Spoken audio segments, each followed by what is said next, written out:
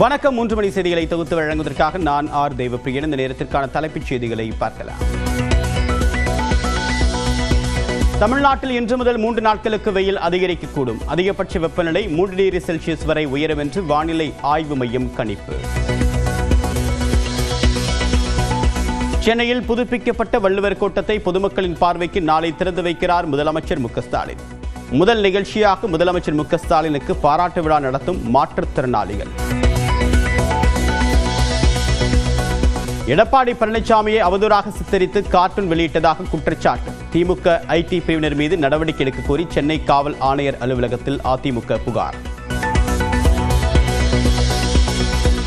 திமுக ஆட்சி அகற்றுவதற்காக அதிமுக கூட்டணிக்கு திருமாவளவன் வர வேண்டும். முன்னாள் அமைச்சர் ஆர் பி உதயகுமார் அழைப்பு. திமுக அகற்றப்பட வேண்டிய ஆட்சி. புரட்சி தமிழர் எடப்பாடியார் முதலமைச்சராக வர வேண்டும் என்று இந்த தமிழ்நாட்டு மக்கள் தீர்ப்பளிப்பதற்கு தயாராக இருக்கிறார்கள். புரட்சி தமிழர் எடப்பாடியோட தலைமையில் புரட்சி தமிழர் எடப்பாடி முதலமைச்சராக ஏற்றுக்கொள்கிற அத்தனை நல்ல உள்ளங்களையும் நாங்கள் இருகரம் கூப்பி வருக வருக வருக என்று வரவேற்கிறோம். பட்டாசு ஆலை வெடிவிபத்தில் உயிரிழந்தவர்களின் குடும்பங்களுக்கு தலா 10 லட்சம் ரூபாய் வழங்க வேண்டும். சிவகாசி இடக்காப்பட்டி பட்டாசு ஆலை விபத்து தொடர்பான வழக்கில் உயர்நீதிமன்ற மதுரை கிளை உத்தரவு. சென்னை ஒரகடத்தில் புதிய தொழிற்சாலை அமைக்கக்கூடிய ஃபாக்ஸ்கான் நிறுவனம் ஐபோன்களின் உதிரி பாகங்களை தயாரிக்க திட்டம். அரசு மற்றும் அரசு உதவி பெறக்கூடிய கல்லூரிகளில் பிஎட் படிப்புக்கான விண்ணப்ப பதிவு இன்று முதல் தொடக்கம். ஜூலை 9ஆம் தேதி வரை இணையதளம் மூலமாக விண்ணப்பிக்கலாம் என்று அறிவிப்பு. நெய்வேலியில் யோகா பயிற்சியில் கலந்து கொண்டு உணவருந்திய மாணவர்களுக்கு வாந்தி மயக்கம். என்எல்சி மருத்துவமனையில் 60க்கும் மேற்பட்டோர் அனுமதி. திண்டுக்கல்லில் மார்க்சிஸ்ட் கம்யூனிஸ்ட் கட்சியினர் இந்து முன்னணியினர் இடையே கைகலப்பு. விலைவாசி உயர்வை கண்டித்து நடைபெற்ற தெருமுனை பிரச்சாரத்தின் போது வாக்குவாதம். கோவில்பட்டியில் தமிழக வெற்றிக்கழக நிகழ்ச்சிக்கு சீருடையுடன் அழைத்து செல்லப்பட்ட பள்ளி மாணவர்கள். அரசு உதவி பெறக்கூடிய பள்ளி நிர்வாகத்திடம் விளக்கம் கேட்ட கல்வித்துறை அதிகாரிகள். மதுரையில் நடைபெறக்கூடிய முருக பக்தர்கள் மாநாட்டுக்கு செல்லும் வாகனங்களுக்கு பாஸ் பெற வேண்டும் என்ற நிபந்தனை ரத்து. உயர்நீதிமன்ற மதுரை கிளை உத்தரவு. கலாநிதி மாறனுக்கு தயாநிதி மாறன் வக்கீல் நோட்டீஸ் அனுப்பியதாக வெளியான செய்தியில் உண்மை இல்லை. பங்குச் சந்தைகளுக்கு அனுப்பிய கடிதத்தில் சன் தொலைக்காட்சி குழுமம் விளக்கம்.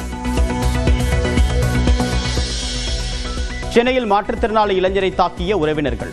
1000 விளக்கு பொதியில் உள்ள அலுவலகத்திற்குள் புகுந்து தாக்கிய வீடியோ வெளியானதால் சர்ச்சை. ஈரானில் ஏவுகணைகளை ஏவக்கூடிய தளங்கள் மீது தாக்குதல் நடத்திய இஸ்ரேல் ராணுவம். கமாண்டர் கொல்லப்பட்டதாக அறிவிப்பு. இஸ்ரேலின் பீர்ஷிபா தொழில்நுட்ப பூங்கா மீது ஏவுகணை தாக்குதல் நடத்திய ஈரான். மைக்ரோசாப்ட் அலுவலகம் சேதமடைந்ததாக தகவல். ஜூலை மாதம் முதல் 10,000 பணியாளர்களை பணிநீக்கம் செய்யும் இன்டெல் நிறுவனம். நிதி நெருக்கடி காரணமாக நடவடிக்கை என்று அறிவிப்பு.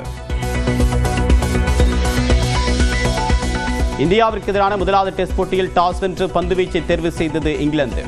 இந்தியா சார்பில் அறிமுக வீரராக களமிறங்கிறார் தமிழ்நாட்டின் சாய் சுதர்சன்.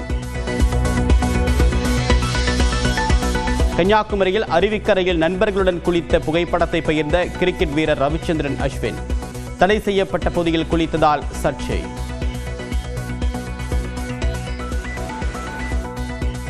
திருவண்ணாமலை மாவட்டத்தில் அரசு பெண்கள் மேல்நிலைப் பள்ளியில் துர்நாற்றத்தால் உடல்நலம் பாதிக்கப்பட்ட 10க்கும் மேற்பட்ட மாணவிகள் அரசு மருத்துவமனையில் சேர்க்கப்பட்டுள்ளனர்.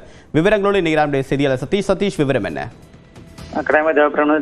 திருவண்ணாமலை மாவட்டம் செங்கம் அடுத்த காரப்பட்டு பகுதியில் அரசு மேல்நிலைப் பள்ளி இயங்கியுள்ளது. முழுக்க முழுக்க மாணவிகள் படிக்கக்கூடிய ஒரு மேல்நிலைப் பள்ளி. இதில் 400க்கும் மேற்பட்ட மாணவிகள் தற்போது பயின்று வருகிறார்கள்.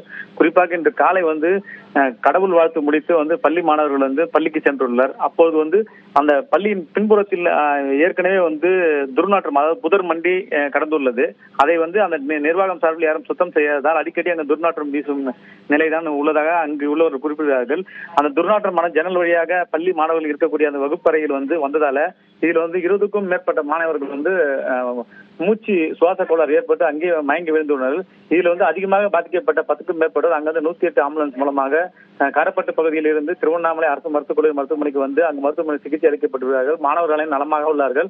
குறிப்பாக அந்த பள்ளி சுற்றுப்புறங்கள் வந்து அந்த புதர்கள் அடிக்கடி இருப்பதாலும் அந்த பகுதியில் வந்து துர்நாற்றம் வீசுவதாகவும் அந்த பகுதியில் உள்ள பொதுமக்களும் மாணவர்களும் தொடர்ந்து அந்த பகுதியில் வந்து மாவட்ட நிர்வாகத்துக்கு கூறியுள்ளார்கள். ஆனால் அந்த புதர் மண்டியிட்ட பகுதிகளிலிருந்து சரி செய்யப்படவில்லை என்று ஒரு குற்றச்சாட்டு வந்து சேர்ந்துள்ளது. தேவபிரி, உங்களுடைய விரிவான தகவலுக்கு நன்றி சதீஷ். கீழடி விவகாரத்தில் அதிமுக பொதுச் செயலாளர் எடப்பாடி பழனிசாமி குறித்து அவதூறு கார்ட்டூன் வெளியிட்டதாக திமுக ஐடி விங் மீது சென்னை காவல் ஆணையர் அலுவலகத்தில் அதிமுக புகார் அளித்துள்ளது. கீழடி அகழ்வாய்வு விவகாரத்தில் அதிமுக பொதுச் செயலாளர் எடப்பாடி பழனிசாமி குறித்து அவதூறு பரப்பக்கூடிய வகையில் திமுக தொடர்புடைய சமூக வலைதள பக்கங்களில் கார்ட்டூன் வெளியானதாக குற்றம் சாட்டப்பட்டுள்ளது. இதை கண்டித்து பல்வேறு இடங்களில் அதிமுகவினர் போராட்டத்தில் ஈடுபட்டு வருகின்றனர். நெல்லை, ஈரோடு உள்ளிட்ட பல்வேறு பகுதிகளில் உள்ள காவல் நிலையங்களிலும் அதிமுகவினர் புகார் அளித்து வருகின்றனர். நிலையில் திமுக ஐடி விங் மீது நடவடிக்கை எடுக்க வேண்டும் என்று அதிமுக தொழில்நுட்ப பிரிவு மாநில தலைவர் கோவை சத்தியன் சார்பில் சென்னை காவல் ஆணையர் அலுவலகத்தில் புகார் அளிக்கப்பட்டது. தொடர்ந்து செய்தியாளர்கள் சந்தித்த கோவை சத்தியன், கள்ளக்குறிச்சி விவகாரத்தை மூடி மறைக்கக்கூடிய முயற்சியாக எடப்பாடி பழனிசாமி மீது வீண் குற்றச்சாட்டு சுமத்தப்படுவதாக குற்றம் சாட்டியுள்ளார். எதிர்க்கட்சி தலைவர் கேட்கும் கேள்விகளுக்கு முதல்வரிடமோ யாரிடமோ பதில் கிடையாது என்பதை மடைமாற்றும் விஷயமாக வேண்டுமென்றே திட்டமிட்டு செய்த செயல் இது. திமுக ஐடி விங் இதைத்தான் பண்ணாங்க திட்டமிட்டு.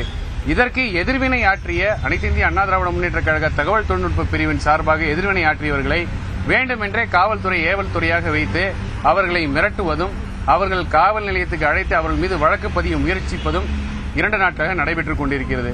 அதற்காகத்தான் இதை பதியவிட்ட திமுக ஐடி விங் அதன் தலைவர் மற்றும் நிர்வாகிகள் மீது சட்டப்படி நடவடிக்கை எடுக்க வேண்டும் என்றும் இந்த பதிவினை நீக்குமாறு அந்த சம்பந்தப்பட்ட சமூக வலைதள நிறுவனங்களுக்கு தலையிட்டு காவல்துறை ஆணையரும் கமிஷனரும் தலையிட்டு அதை நீக்க செய்ய வேண்டும் என்பது எங்களுடைய வேண்டுகோளாக இருந்தது. மதுரையில் நடைபெறக்கூடிய முருக பக்தர்கள் மாநாட்டிற்கு விதிக்கப்பட்ட பாஸ் நடைமுறை ரத்து செய்து உயர்நீதிமன்ற மதுரை கிளை உத்தரவிட்டுள்ளது.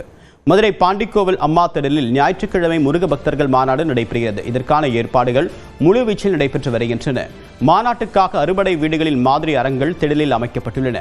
இந்த மாநாடு நடத்துவதற்கு உயர்நீதிமன்ற மதுரை கிளை பல்வேறு வழிகாட்டு நெறிமுறைகளை விதித்து உத்தரவிட்டுள்ளது. அதன்படி முருக பக்தர்கள் மாநாட்டிற்கு வரக்கூடிய வாகனங்கள் பாஸ் பெற்றிருக்க வேண்டும் என்றும் ஆன்மீக மாநாட்டில் அரசியல் கலக்கக்கூடிய நோக்கத்தில் செயல்படுத்தக்கூடாது என்றும் நிபந்தனைகள் விதிக்கப்பட்டன. இதனை எதிர்த்து இந்து முன்னணியை சேர்ந்த ஒருவர் உயர்நீதிமன்றம் மதுரை கிளையில் மேல்முறையீட்டு மனு தாக்கல் செய்தார். இந்த வழக்கை விசாரித்த நீதிமன்றம் முருக பக்தர்கள் மாநாட்டிற்கு வரக்கூடிய வாகனங்கள் பாஸ் பெற்றிருக்க வேண்டும் என்ற நிபந்தனையை ரத்து செய்து உத்தரவிட்டனர்.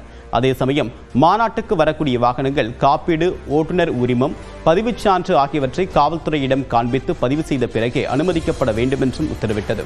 மேலும் வாகனங்கள் நிறுத்தக்கூடிய இடத்தில் காவல்துறை ஆவணங்களை பரிசோதித்துக் கொள்ளலாம் என்றும் நீதிமன்றம் தெரிவித்துள்ளது. கலாநிதி மாறனுக்கு தயாநிதி மாறன் வக்கீல் நோட்டீஸ் அனுப்பியதாக வெளியான செய்தியில் உண்மை இல்லை என்று சன் தொலைக்காட்சி குழுமம் விளக்கம் அளித்துள்ளது. சன் குழும சொத்துக்களை பெருமளவில் கைப்பற்றி விட்டதாக தொழிலதிபர் கலாநிதி மாறன் உள்ளிட்டோருக்கு அவருடைய சகோதரரும் எம்பியுமான தயாநிதி மாறன் நோட்டீஸ் அனுப்பி இருப்பதாக செய்தி வெளியானது. குறிப்பாக சுமார் 2500 முதல் 3000 ரூபாய் மதிப்புள்ள பங்குகளை குறைந்த விலைக்கு IPO வெளியிட்டு 10 ரூபாய் முக மதிப்பு என்ற அடிப்படையில் 12 லட்சம் பங்குகளை கலாநிதி மாறன் தனக்கு ஒதுக்கிக் கொண்டதாகவும் தயாநிதி மாறன் குற்றம் சாட்டியதாக கூறப்பட்டது. சன் குழுமத்தின் பங்குகள் ஒதுக்கீட்டை கடந்த 2003ஆம் ஆண்டில் இருந்த நிலைக்கு மாற்ற வேண்டும் என்று தயாநிதி மாறன் கோரிக்கை விடுத்திருந்ததாகவும் தகவல் வெளியானது. இந்நிலையில் மும்பை பங்குச்சந்தை மற்றும் தேசிய பங்குச்சந்தைக்கு சன் குழுமம் சார்பில் விளக்கம் அளிக்கப்பட்டுள்ளது.